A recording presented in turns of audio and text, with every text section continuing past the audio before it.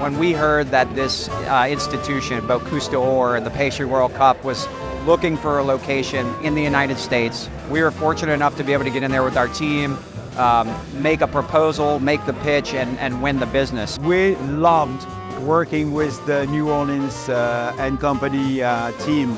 They have been very precious to us, and when we are in the event industry and we organize events, it's like a family getting together. It's been really rewarding to have so many of our most prominent chefs and restaurants throughout the community rally to be on the host committee, to be here, away from their kitchens. I had a long discussion with New Orleans and Company about bringing the event here, as well as some other foodie events.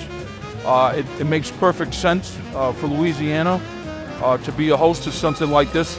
The great melting pot that we are. We have over 200 years of food experience in the city alone. So I think having New Orleans and Company bring Bocuse d'Or to New Orleans is amazing. We have a very strong community of chefs, people dining out, but having people from all over the world come to New Orleans just for this, it also motivates the cooks that are local, because they're seeing these world-class chefs on the stage like, wow, that could be me maybe next year.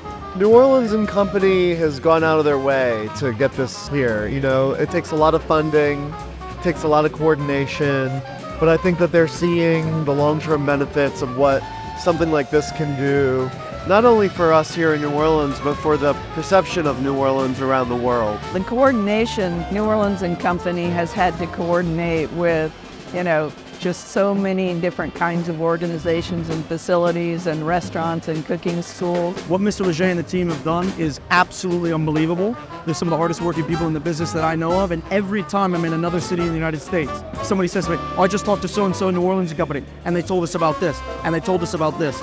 And it's so great as a restaurateur, as a chef, as a business guy in the city, and as a New Orleanian, to know that there's a select group of people in here that are really pushing for New Orleans and really always from the back, throwing everything forward and really putting New Orleans on world stage.